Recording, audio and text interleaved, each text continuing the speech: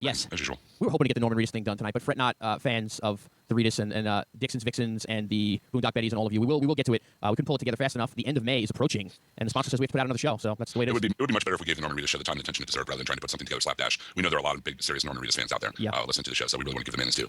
And I am anti-slapdash in any regard. Yes, you are. And we're going to be bringing in Aaron Neuwirth, our great blogger from hhwlod.com and ysellblue.com. He'll be coming in to talk some Norman Reedus. We're also working on bringing in the people responsible for the Walking Dead fan club.com. They have some really interesting stuff going on that site. So good stuff to look forward to in the future. Thank God, because we still have, Jordan, 7 months or so? No, not that long, but... October, so, we're getting there, but it's still ways off. Russ, why don't you tell our fine listeners about our great sponsor before we get going?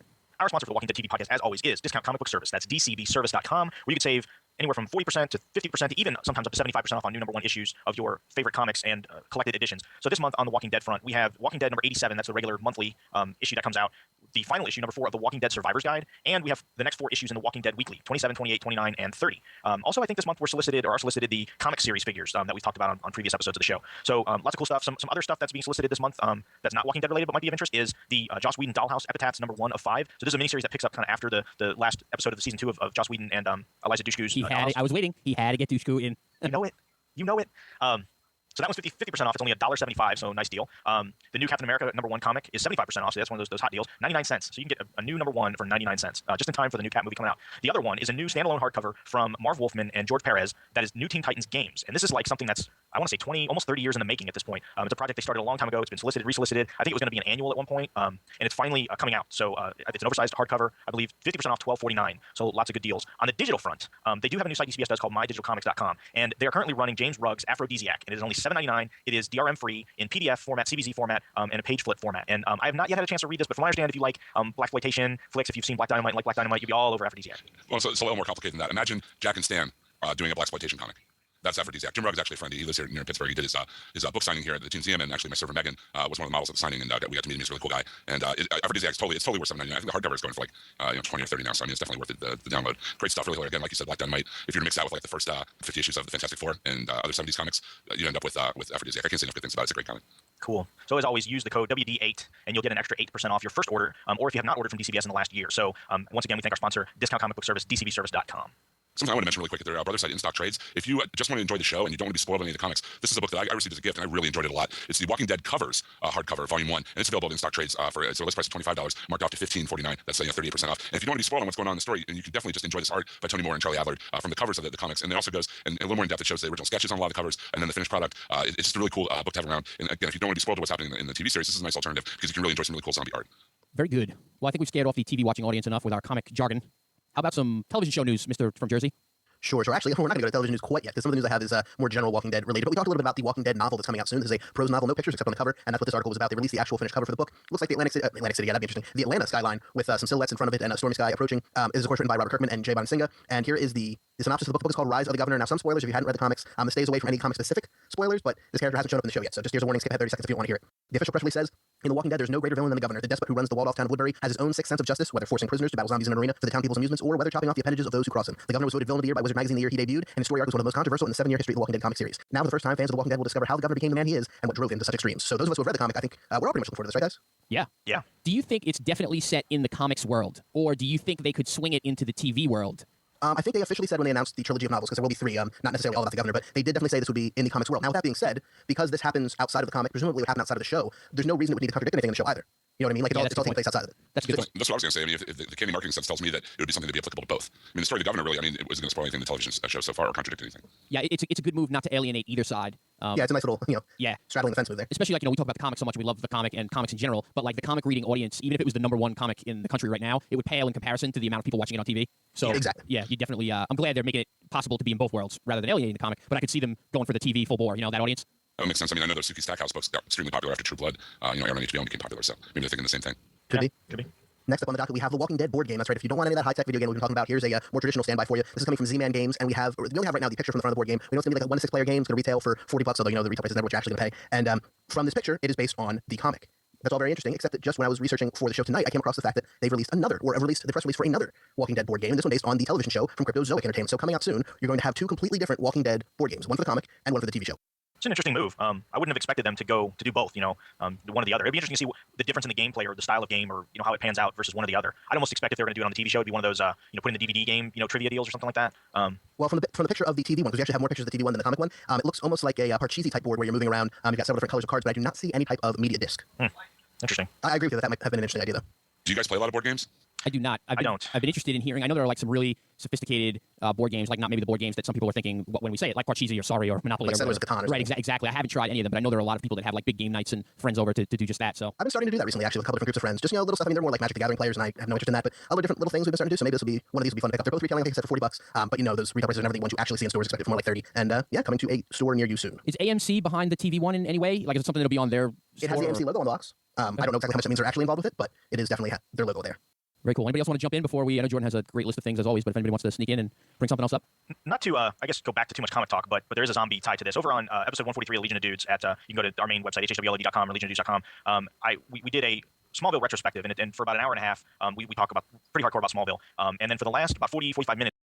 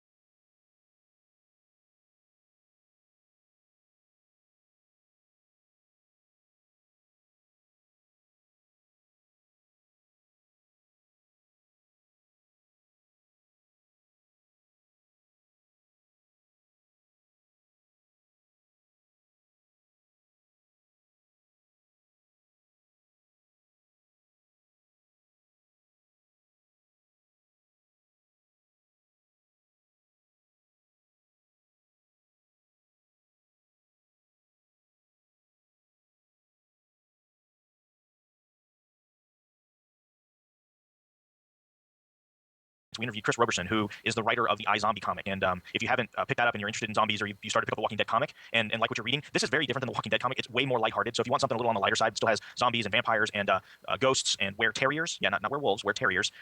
It's a really fun comic, really offbeat, and just a lot of fun to read. It's from Vertigo, which is the DC imprint that's a little more adult in nature.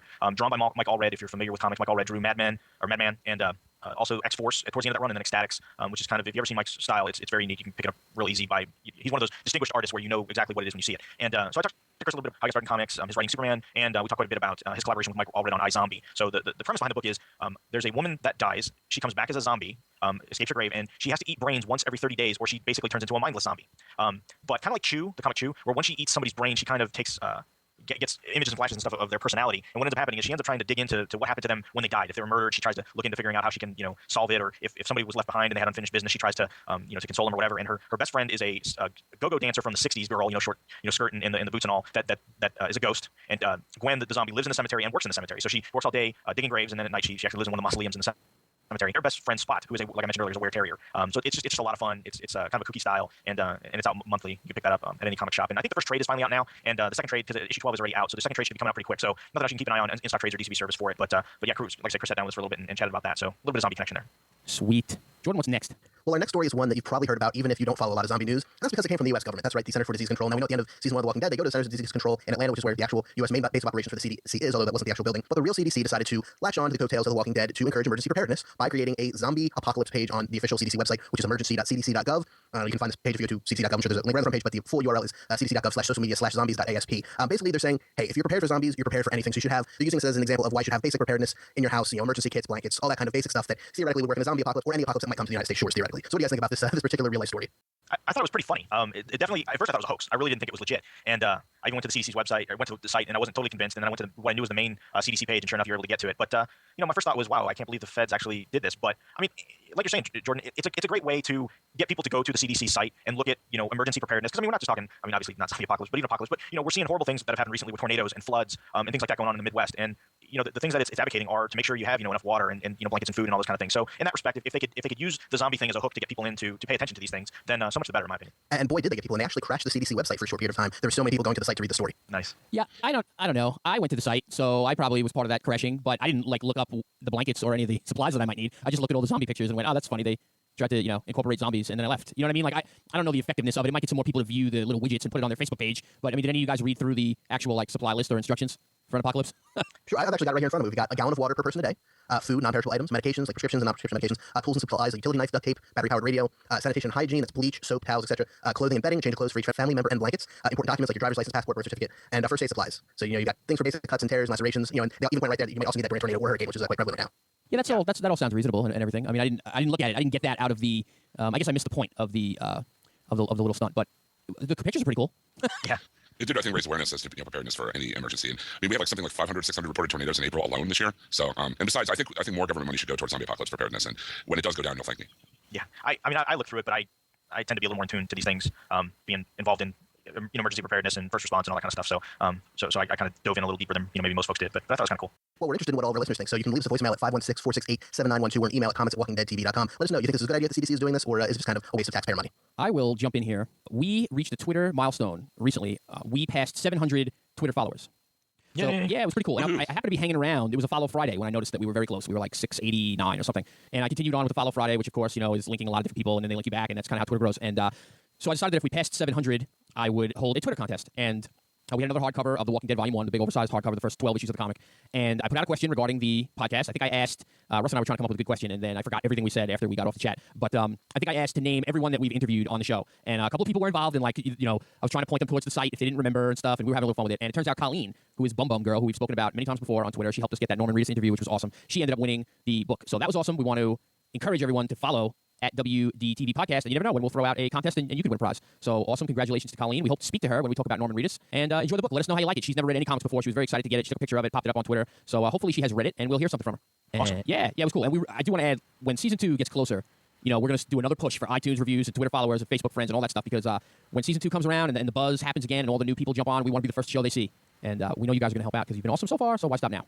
So speaking of season 2, I've got all the non-TV show news out of the way. So now I've actually got some TV show news. The first one is just an article I actually want to point everybody towards if they're interested in reading it. It's about AMC, the network in general, and its economics, how it works, how it chooses television shows, and how it has paid the bills for the last few years. You can find it at nymag.com, and we're going to put the link in the show notes. It's a very interesting article, but it's also several pages long, so I didn't want to bore everybody with economic talk. But it just talks about subscriber fees, how that gets ported from the cable providers to them, how when they started out, it was about 20 cents per subscriber dollar, or for every subscriber to a cable provider, 20 cents went to AMC, now it's up to 40 cents, and how that stacks up against other networks. And talks a little bit about the upcoming shows they have in the pipe, some that will come to air, like The Killing did this year, or like Hell on Wheels will be doing later on, and some that probably won't, but it's a very interesting read either way. It's really bizarre that just a few years ago, AMC used to be like Turner Classic Movies or or Fox Classic Movies, where we just had like a regular steady feed of old movies. Which they still do. Well, they still do, but I think the movies are more current now. Back in the day, they showed a lot of stuff from the 50s and 60s. Now they're showing a lot of stuff from the 80s and 90s. But do you think that just like 5 years ago, they didn't have any self-made programming, self-produced programming at all, and now they have some of the best programs on television in just that short time. It's pretty awesome. Yeah, and that's kind of the subtext of the article is how do they continue to make great top-tier shows like Mad Men or Breaking Bad, while at the same time making shows that are still very good but are also more commercially viable. AMC is most likely going to become publicly traded by the end of the year, and so then you have a duty to your investors to make as much money as possible. And if you have a show like Mad Men or Breaking Bad, which is fantastic, but doesn't have quite the viewership of, say, hey, a show like The Walking Dead, how do they continue that business model? So if you're interested in that kind of economic talk, it's a very interesting article. What I thought was really weird is that two of the new upcoming television shows I've seen previews for are very obviously influenced by the success of Mad Men. There's that Playboy Club on NBC, and then there's also Pan Am with Christina Ricci on ABC.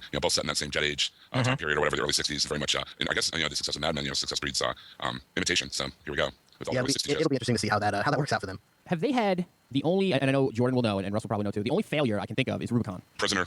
Oh, Well, right. I mean, the Prisoner was a miniseries, so it was never going to come back either way. Yeah, but it's No, still I thought they intended for it to. The intention was if the miniseries, and I could be wrong, if the miniseries did well, that they were going to bring it back as a regular show. Really? How would that have worked with the ending, though? I don't know. I mean, like I said, I could be wrong, but I'm almost positive that was the intention. And I don't know if maybe they were going to go to like a rotating, I don't know, prequel thing, or other people coming to an island, or I don't know. But and like I said, I could be talking out of my rear end, but I thought that was the case. I just thought they would have been better off if they hadn't tied it to the original property at all. If they just made that an original IP. They would have been better off because it had so little to do with the original Prisoner. I mean, other than the very most basic of premises that they really I didn't see the need to tie it to the original series. But that's a whole other podcast. Right. Now, you brought up upcoming shows for this fall season that'll be upon us in a few months, Jim. There's a couple other shows that we've been seeing previews for that look like they could be very interesting, especially if you're a fan of The Walking Dead. Don't get me wrong, there's a lot of really atrocious looking stuff coming this fall to television, but there's also a few gems. The first is one called Awake. Now, have you guys seen the trailer I posted for this on Forum for Geeks? I did, yeah. It's about the cops in the car accident and ends up living in two different realities, right? Yeah. More or less, yeah. This detective, he's in a car accident with his wife and son, and when he wakes up after, it's a really crazy car accident too from the trailer, when he finally wakes up in the hospital, he finds out that his wife is alive and his son is dead. And that's all fine until he goes to sleep and wakes up and finds that now his wife is dead and his son is alive. And so now for the rest of his life, or at least for the portion we're going to see, every time he goes to sleep, he wakes up in this alternate universe. So it has kind of a fringe feel to an extent, a little bit of Inception in there. And there's the added twist of this is a police procedural, but he'll be investigating two different cases every week, one in one reality and one in the other. And clues in one might help point him in the right direction in the other universe as well. He might be, in the pilot, I guess it's a kidnapping and a murder of some type. So when he's searching for the kidnapper in one universe, he finds numbers and clues that lead him towards the murderer in the other universe. Interesting. Yeah, in the trailer, if you've not seen it, check it out. It's on NBC.com or YouTube. You'll be able to find it. It's called Awake, and it's really, really cool looking. The next is from J.J. Abrams, the creator of Lost, Fringe, Alias. He's the guy who's helming the Star Trek franchise right now, and he's got the upcoming movie Super 8, which looks really cool. It's called Alcatraz, and it's going to reteam him with the guy who played Hurley on Lost, whose name I'm all of a sudden blanking on. But Jorge Garcia. Jorge Garcia, thank you very much. The basic premise is Sam Neill from Jurassic Park was a prison guard at Alcatraz back when it was a functioning prison. And one day, we were all told that the prisoners were being moved out of the prisons and Alcatraz was being shut down. But what really happened was every single prisoner in the prison, which was about 300 people, disappeared all at once. And so now Sam Neill has been, I guess, curator of the prison, which is now a museum in the modern day. And all of a sudden, the 300 and whatever prisoners start showing up in the modern day, the same age they were the day they disappeared. And he hires Jorge Garcia. I want to say Hugo Reyes, that's the character's name. He hires Jorge Garcia as a scientist to help him track down these prisoners who have apparently time traveled 40 years into the future. Are they actually filming it at the real Alcatraz? I doubt it, but I don't know for sure. Because, like I said, it is a functioning museum, I think. So Yeah, you can go out there for the day and they have tours and everything. I did when I lived in California. It's really interesting and weird. If you remember the prison from Shawshank Redemption, it very much had that kind of vibe, just incredibly confined, everything made of gray metal and stone. Right. Yeah, and I should say, I'm a big J.J. Abrams fan, but from the premise, I was a little bit iffy. I think we even talked about it on Legion of Dudes a couple weeks back. I was like, great, I'll check it out, but it doesn't sound that great. The trailer, though, was actually pretty effective, and that one's going to be on Fox this fall. Also from J.J. Abrams, but also another guy whose name you may or may not know, but you certainly know his work. J.J. Abrams teamed up with Jonathan Nolan, also known as Jonah Nolan, I guess is his name, who's the brother of Christopher Nolan. And you probably know Christopher Nolan as the director behind Inception, the director of The Dark Knight and the upcoming Dark Knight Rises and many other awesome movies. But The Dark Knight was actually written, or co-written, I should say, by Jonathan Nolan. The movie Memento, which Christopher Nolan directed and wrote the screenplay for, was based on a short story by Jonathan Nolan. They've worked together a lot, and Jonathan Nolan and J.J. Abrams have teamed up on CBS to do a procedural called Person of Interest, which teams up Ben Linus from Lost, Michael Emerson, with Jesus from The Passion of the Christ, Jim Caviezel, as a wealthy eccentric man who invents a machine that gives him social security numbers, and an ex-CIA type operative who are going to be going out stopping crimes before they happen. Basically, this machine that Michael Emerson's character has created spits out a social security number of a person who's going to be involved in a crime. Could be the person who is going to be the criminal or the person who is the victim of the criminal. They have no way of knowing until they go out to stop the crime from happening. So it's a little bit of a weird premise. The trailer, though, looks somewhat promising. I don't know that it's my favorite of the ones on this list, though. Minority Report. I was just about to say that. Yeah, it sounds It has a little bit of that feel, yeah. And then the final one, I think this one's actually going to be premiering over the summer, and I believe on ABC, although I can't remember off the top of my head. I had not heard of this one until they put up all the trailers just last week. It's called The River. And The River is the story of basically a crocodile hunter type family that had this television show that was very popular, and they still do work down in the jungles of South America and such. And then one day, the patriarch of the family goes missing. And so his family and the old television crew go down to the Amazon River to try to discover what happened to him and if he's still alive. There's like some type of emergency beacon going off down there. And so it has kind of a found footage, paranormal activity type feel because a lot of it is supposed to be shot on location by this documentary film crew, but some of it also has a more standard film look to it. The people behind it are actually the people behind Paranormal Activity. And I wasn't huge on Paranormal Activity. I know a lot of people were, but this trailer looked pretty awesome. It's just a miniseries. You don't have to worry about being canceled and you never see the end of it. A miniseries that will air over the summer that looks pretty cool. There's some strange things going on in the Amazon. I don't want to spoil it, but check out that trailer for The River. Yeah, this is the same premise as The Land of the Lost, actually. Yeah, only without Will Ferrell and everything else about that movie. That's terrible. No, I meant the TV show. I'm aware, yes, Least Acts and all that. But yeah. What's the other one? Is it Terra Nova? Terra Nova is, Yeah. is that Fox as well? Yeah, that's Fox. And I think that's a winter. Yeah, if it shows up at all, it'll be late because they've been troubled. They've been racked with different troubles on that show ever since it was announced. Rewrites and people leaving the show and coming back. That's the one where basically it's in the future, global warming, everything's gone to hell, and so the only thing that they can do is send everybody back in time, or about like 5,000 people back in time to the age of the dinosaurs. So you've got some time travel, you got some Jurassic Park. I don't know that I love the trailer though. What did you guys think? I haven't seen the trailer yet. I'm kind of cautiously optimistic. I'll be honest with you. Anything on Fox, it's almost like becoming self-fulfilling prophecy. I'm hesitant to watch anything that debuts on Fox for fear of cancellation, which of course is why stuff gets canceled because people don't watch it. So It sounds very similar to that show that tanked a while ago called Earth 2. That was not a little while ago, Jim. I was about 5 when I came on the air, I think. Well, it's a little while ago It's to all me because I'm Methuselah. it's all relative. I do remember my dad watching a couple episodes of that, though. I mean, let me step up to defend Fox a little bit. Yes, Fox has made some terrible marketing and airtime placement decisions for shows in the past. I'm thinking Arrested Development, I'm thinking Firefly. But over the last few years, they're one of the only networks who's willing to even give this genre-type programming a chance, for the most part. And Fringe just finished up its 3rd season. They've got a 4th. Dollhouse, which was probably Joss Whedon's worst show, even though I liked it, got a 2nd season that it probably didn't deserve. A lot of these shows, we think Fox is... Hey. What? Oh, disrespecting the douche-coo. I was going to like say, the show. you're talking about the woman he loves there. Come on. Let me be frank. I like the show, but ratings-wise, I know ratings-wise, they did not have the numbers to support it. Fox, like any other network, does not want to cancel its shows. Fox wants every show it airs to be the biggest hit of all television history. They want millions and millions of people to watch. They want it to rake in lots of monies. But if a show is not watched by enough people, that means they're not getting the ad revenue, which means it becomes cost prohibitive to produce the show. They don't cancel these shows because they hate geeks. They cancel shows that don't perform well enough to warrant bringing them back. They have investors, and they have a responsibility to those investors. It's business. It's not art. That's what television is. I'm sorry to tell you. I mean, yeah, I agree, but it's just like anything else. You have to make an investment, and just because you make an investment doesn't mean you're immediately going to get a return. I mean, if we look back on some of the television shows that were huge successes, that took a little bit of time to get moving. I mean, look at Seinfeld, and even like when Night Court first started back in the '80s, or Cheers. Check out the first few seasons of The Simpsons sometime. Yeah, I mean, some of these shows were just. I mean, that's certainly true. But this is a totally different television landscape. Shows don't do that anymore. No, I agree. Well, maybe they don't do it because they're not allowed to. But in the age of the DVR, people just, if they don't like an episode they see, they don't watch the show again. It's gone for them. Yeah, I just think with some shows, and I agree, it's kind of a fine line. I think for some things, if they were willing to let word of mouth go, not be an impediment. I mean, we look back at things like Firefly. I mean, the network shot themselves in the foot on that show. That wasn't a case of a show not finding its audience and it getting canceled because it was expensive. That was a show that the network put on at a bad time, moved it around, showed it out of order. I mean, it makes you wonder, like, why did you even bother? Because you gave it no support. Oh, I agree completely. But I think, not to just pick on Fox, I think actually NBC is the new Fox because they seem to cancel shows. NBC is the new WB at this point. Yeah, it's funny. Nothing. It seems like everything's a one-hit wonder on NBC. Last one season and then you're done. But hopefully, I mean, they just got bought out by. Yeah, so did the event. They just got bought out by Comcast. They're making a lot of changes in house. Hopefully, give them a year or two, they'll be back in a position of power, at least making not terrible television shows. We'll see. I mean, they have Awake, and Awake, out of all these shows that I talked about, that's the one that trailer-wise looks the most interesting to me. Yeah, agreed. So I mean, hopefully it all works out for them. It's a different. It's funny. I was thinking about this as not to get too far off topic, but it is a TV show that we cover. Hulu Plus came out for the Xbox 360, and they offered a free month trial if you sign up for it. So I bit. I signed up for my month free trial and totally got caught up on The Office, the 7th season of The Office. And I know that for whatever reason, the networks and stuff aren't behind the whole internet thing, but I would be fine. I don't have a problem with advertisements. And the funny thing about watching The Office on Hulu or Hulu Plus is you really can't skip the advertisements. You can't skip the commercials, right? With the DVR, which it seems like more and more, everybody watches stuff time shifted. It almost seems like nobody watches live TV anymore. So it makes you wonder how the ad revenue works for that. Because if people are using their DVRs, they're skipping the commercials. But yet things online, the networks and the production companies don't really give a lot of credence to internet numbers. Yet that's the perfect medium right now because of controls over the either browser controls or the viewing controls that they can make people sit through advertisements and commercials. And I think that's a huge untapped market. I think the networks and the movie houses are so afraid of the internet and that anything they put on the internet is going to be pirated and distributed and nobody's getting any money. And I think what they don't understand is if they put it out there and they throw commercials in it and it's free and you can watch it when you want, people aren't going to bother to pirate it because it's too much trouble. Exactly. Wasn't there an article this week that said that something like 30 or 40% of all internet traffic now is Netflix streaming? Yeah, and it's even more in Canada. Hours, yeah. It's more than that. I think. In Canada, it's up to 60 to 70% of PM peak traffic. I think for all of North America, it's you're right, Jim. It's like 30%, and it's only going to get higher, in my opinion. Jim, did you want to do some video game stuff? I know we have some zombie-related video game stories. Well, we're right before, as we record this, right before Memorial Day weekend, and then after that, the week after that is E3, which is the big video game event of the year. It's when we get to pretty much see all the games we're going to be playing for the next year or two in preview form. Plus, this year we had the added bonus of the rumor of Nintendo launching a new console. But on the zombie-related front, we have a game that we talked about the trailer for this game a few episodes back called Dead Island. You guys might remember the trailer. It's kind of in reverse with the little girl falling from the hotel. It's kind of. Do you remember talking about this? Yeah. On the show, on the trailer I'm talking about. It's a very Memento-like trailer. Right, because it starts at the beginning and the end, and kind of is being told forward and backward at the same time. Exactly.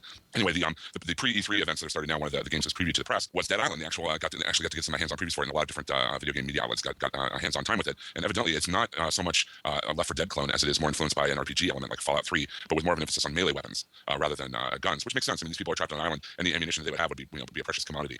They're also talking about improvised weapons, much like were available in the zombie game Dead Rising 2, where you get to you can combine different things to make your own melee weapons, and there are different characters you can play. Basically, the premise is that a resort island has been taken over by zombies. There are different safe houses and safe areas on the island that the survivors have made for themselves, and you go from one safe area to the next, performing different tasks while all along defending yourself from zombie hordes as you wait for the government to come save you, which everyone's convinced they will. Spoiler alert, they're probably not. It's been very encouraging. All the previews have been very encouraging. It looks like it's going to be a really interesting mix of third-person melee combat and RPG elements, and it seems like it's going to be a lot of fun. It's going to be a little different than most of the other zombie hack and slasher shoot 'em ups that we've seen so far. Very cool. Who's making that, Jim? That is, oh man, I don't have it in front of me. Hold on. It doesn't even really matter. I was just wondering what you think the gameplay will be like if you had to compare it to anything. Are we looking at like a Fallout 3? It looks like Fallout 3, only slightly more skewing towards Left 4 Dead in a way. If you think about like in the melee weapons in Left 4 Dead 2, how they function, it felt a lot like that, only with the added ability to add a battery to the machete to make an electrified machete or things like that. A lot of different craftable weapons, kind of like what's the mall video game? Dead Rising. Dead Rising, yeah. But then with the more RPG elements, like a Fallout 3. It's being done by the Polish developer Techland, who are best known for the Call of Juarez first-person shooter, kind of like a precursor to Red Dead Redemption in an odd way. But there's going to be an experience system and a skill tree system, like Jordan said, like in a game like Fallout 3 or what have you. And it's going to be played in an open-world style sandbox environment, like a GTA type thing, with random encounters and then also scripted encounters. And unlike Fallout 3, it won't be as gun-centric. It's going to be more melee-oriented. Cool. So we'll be using our machetes to cut our way through the jungle full of zombies. Hopefully this August is August 1st is the planned release date. Square Enix is distributing that here in America. So it'll be for the 360, PS3, and the PC. John, you have had the distinct pleasure of trying out the new Call of Duty Black Ops zombie content with some pretty famous players in there, or people you can play as, I guess I should say. Why don't you tell us a little bit about that? Yeah, actually, Russ and I got to play one evening together. What the hell is it called? Russ, Ascension? Is that the one? Escalation. Escalation. Yeah, the Escalation pack. I guess we'll stay away from the new maps and the regular Call of Duty content, which is really good. I love the new maps. I love that you get to play online just using those maps. So all the people who bought the pack can just play against each other, and you don't have to go through all the old maps. But we played the added zombie game in which you can play as Sarah Michelle Gellar, Buffy the Vampire Slayer. You can be Daryl Dixon, you can be Machete, and you can be somebody else. Robert Englund. Robert Englund, correct. So I was hoping for a bit more. I was hoping that there would be a little bit of a change in gameplay. Like if you were Buffy, you'd maybe have a crossbow that shot wooden stakes, or if you were Machete, maybe you would swing or throw machetes. You know, something that would let you know the character that you were playing as. It's really not the case. Basically, you're still picking up the same machine guns and shotguns, and you can't see yourself because it's a first-person game. So really, the only clue that you are the character who you are playing is by the voiceover kind of sound effects as you run around. Now, when I played with Russ, he was Buffy, so I got to see my partner was Buffy, and he got to see that his partner, or her partner, depending on how you look at it, was Machete, I guess I was, right? I didn't even know who I was. I remember asking, who am I? Who am I? He's like, you're Machete. But again, it doesn't add anything to the gameplay. You're just Machete or Danny Trejo picking up shotguns and machine guns. So I was a little bit let down by that. Russ, did you have the same feeling, basically? Yeah, I thought there was going to be more to it. I mean, basically, if you play Call of Duty and you play the zombie level, where you play as either Nixon or Kennedy or whatever, it's the same premise, different level, different skin characters, but the gameplay is no different at all. Yeah, which I guess we should have figured, but Do you at least get the voice acting from the characters like you do in the regular zombie mode? Yeah. Yeah, And that's really the only clue you have as to who or what you're playing as. right. What about George Romero as a boss?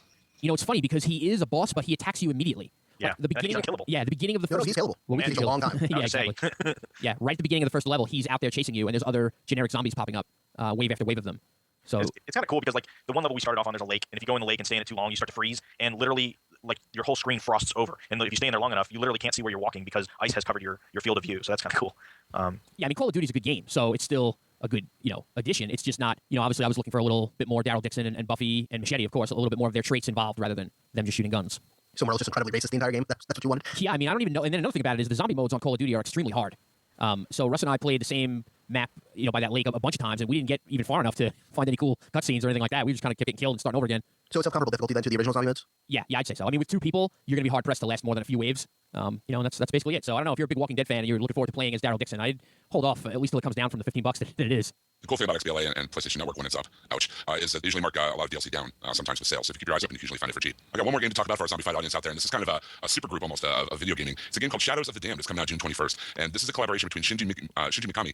You might not know the name, but you do know what he's created. He created the Resident Evil series of games, and he's basically known as the father of Resident Evil and survival horror by association. And Suda51, who's made some really incredibly bizarre games, including No More Heroes and Killer 7. He's has a very artistic flair and a very, very odd style. And they have teamed up with Akira Yamaoka, who's a sound designer and soundtrack writer for Silent Hill. So it's kind of like a super group of the talent from all these different survival horror games. And the previews have just started coming out now. You can check out the trailer for it online. But it's very much in the Resident Evil mode. If you've played Resident Evil 4, then you kind of know already what the controls are going to be like with the aiming and shooting, very much taken from that game. But it looks very over the top, crazy, just action filled, really fun, lots of zombies and other undead creatures to kill. So keep an eye out for that. That comes out June 21st. Shadows of the Damned. The guys that made the Resident Evil series must be going, you got to be kidding me with these zombie games that are coming out now. I mean, they were how many years ahead of their time with the survival horror zombie stuff. I still say Resident Evil 4 is probably my favorite in the series. Code Veronica could be a close second. But anything Mikami does, I'm kind of keeping an eye on. And this just looks like it's out of hand, like over the top, out of control kind of action. And it looks like a lot of fun. Nice. So I think before we send this episode home, Russ, you had a little bit of a treat at the con that you were at recently. Why don't you tell us about that? Yeah, Brad Milo and I were at the Dallas Comic-Con in Irving last weekend, and unfortunately, Saturday was a really busy day for us. We had a couple things going on. John Romita Jr. was there. His line was really long.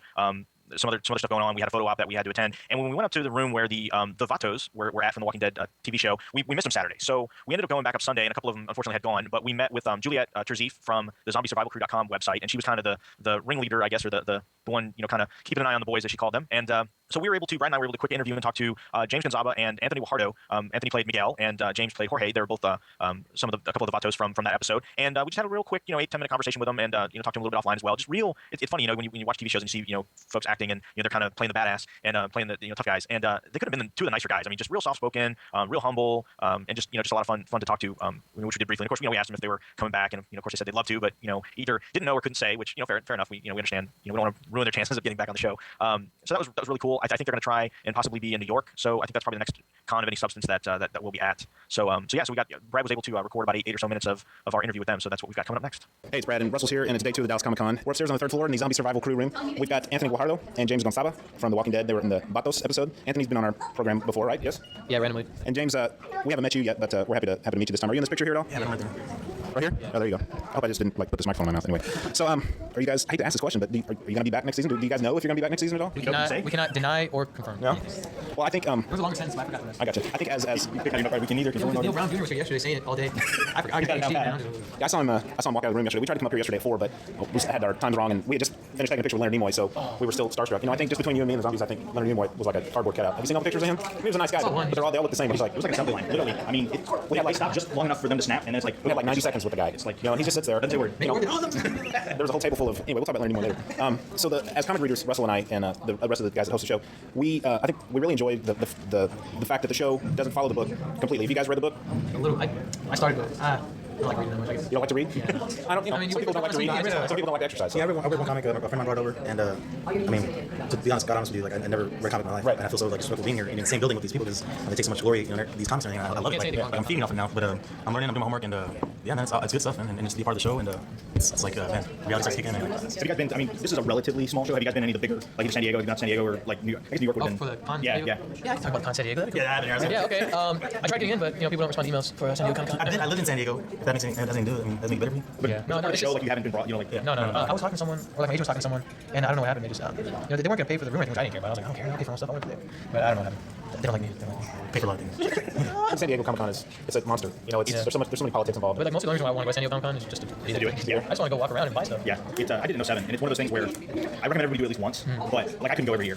It's just like it's too insane. It's way too Actually, I insane. have a friend that when I heard about San Diego Comic Con, I have a friend that does voiceovers now, and he went to that. He came back. We used to work in the together, and man, he's like, oh my god, like, they're just freaking out. Like, and then I mean, it's just funny how everything works out. You know, in a big circle. And now I'm here, and this was like 5 years ago. So that's just a kicker for me. I think about these things, and we're talking this last night. I was just like, man, this is awesome. It's crazy how life throws stuff at you. Hey, you know what throws it? Like, You either try to dodge it or you catch it and run with it. So, What's with you on these really cool metaphors? I was like, You randomly throw out some cool stuff. you know what? I think it's my grandmother. I gave my grandma. She sat me on the lap when I was little. She's like, when you life hands you lemon, you make a Kool-Aid. And I'm like, well, no, grandma. it's close, grandma, but that's not It's almost there, but yeah, she's like, okay, you know. Why don't you tell me a cool quote?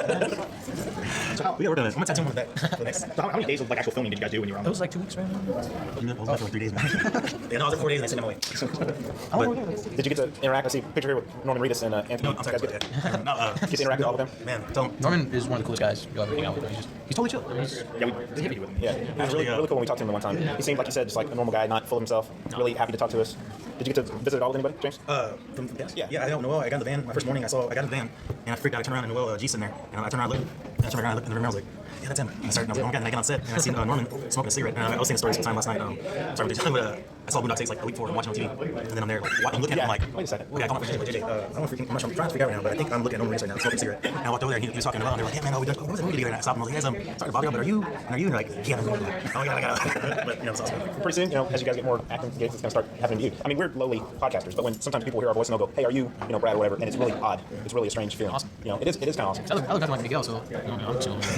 You look a lot different with hair. Yeah, the tattoos on. Obviously, that's a fake tattoo. Yeah, no, I got Keep it. blowing. Man, keep blowing. We don't want to take up too much more of your time, but I hope we get to see the Vatos again because, like I was going to say earlier, as a comic reader, that story doesn't happen in the books. So what's cool about the show for me is that it's familiar, but at the same time, I don't know what's going to happen next. He'll go off the path and back on it, and this is definitely off the path. And we were talking earlier with one of our buddies downstairs. That was one of the coolest episodes because these guys appear to be one thing, and at the end of the episode, you realize that they're completely something else. And it was just a nice twist to the story. So it was really good to meet you in person. Yeah, nice to take care, guys. We hope we see you next season. Yeah, definitely be back. Nice talking. Yeah, see you guys later. Thanks a lot for emailing me. Thank you so much. Okay, we'll do. Thank you, guys. Thank you. Take care. We really appreciate them sitting down for that interview with us. That was pretty cool of them. That's it for what we have for the show. You can leave us a voicemail at 516-468-7912. Let us know what you think about the CDC news, some of the board games, all that kind of stuff, because we're always interested in hearing what you have to say. Or you can send us an email, comments@walkingdeadtv.com. And if you don't want to send a voicemail through the traditional telephone number, you can also just record yourself as an MP3 and email it to us there. Check out Half Hour Wasted on Mondays and the Legion of Dudes podcast on Thursdays over at hhwlod.com. And don't forget to check out our Facebook groups for Legion of Dudes, Half Hour Wasted, and of course WDTV. Follow us on Twitter at WDTV podcast and at HHWLOD_network. I'm at Jordan FRM Jersey. Russ is at R Latham. Jim is at Yoda Jones. And John is at LI John M1. So until there's no more room in hell and the dead walk the earth, remember, it's not art, it's business. Have a good night. Later. Good night. Brains, everybody.